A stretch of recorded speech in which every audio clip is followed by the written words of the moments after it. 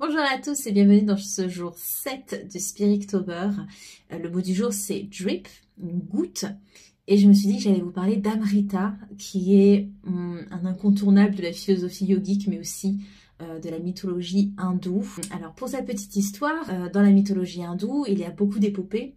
Et dans pas mal de ces épopées est racontée l'histoire du barattage de la mer de lait. C'est à un moment de cette histoire, de cette mythologie, où les dieux, les devas et les démons, les asuras, se battaient pour, en clair, conquérir le monde, avoir la souveraineté du monde, mais tous s'affaiblissaient dans le combat.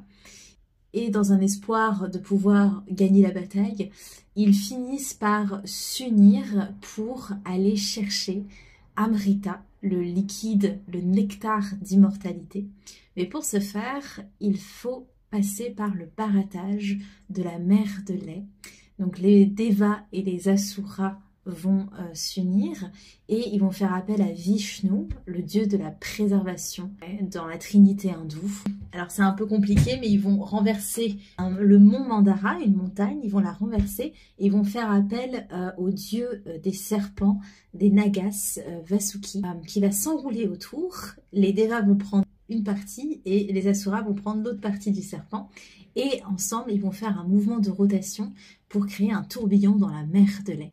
Dans ce barattage qui dure 1000 ans, va apparaître, de là va apparaître beaucoup de choses, des animaux sacrés, l'arbre de vie, des objets sacrés célestes, les Shaktis qui sont les énergies féminines des dieux, etc. Beaucoup de choses vont apparaître, dont finalement un avatar de Vishnu, qui tient en ses mains Kumbha. Un Kumbha, c'est un récipient avec le fameux élixir d'immortalité, l'Amrita. Les asuras vont s'en emparer, mais c'est sans compter sur Vishnu qui, fort de sa transformation en avatar, il est bien connu pour ça, va prendre l'apparence de Mohini, une très belle femme qui va séduire ou en tout cas enchanter les asuras. Et de cette ruse, Amrita va finir dans les mains des devas, des dieux, qui, en possession de l'exilire d'immortalité, vont être ceux qui vont être souverains sur le monde. Ça, c'est pour la mythologie hindoue. En yoga, on dit que ce liquide, depuis notre naissance, va couler goutte à goutte. Et évidemment, quand il n'y en aura plus, c'est le moment de la mort. Et les pratiques yogiques aident à ralentir le goutte à goutte de ce liquide en nous, notamment via les pranayama et notamment aussi par rapport à Jalandhara Bandha, qui est un bandha, un verrou que l'on place au niveau de la gorge, et toutes les rétentions et les obstructions de la gorge quand on fait les respirations, par exemple la respiration Ujjayi. Toutes ces pratiques visent aussi à aider au ralentissement d'Amrita.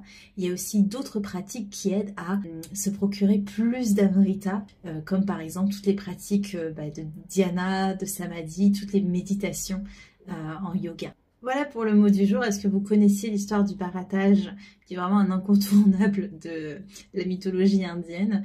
Et si vous êtes pratiquant du yoga, peut-être que vous connaissez déjà Amrita, qui est quand même quelque chose autour duquel on tourne beaucoup dans les pratiques yogiques.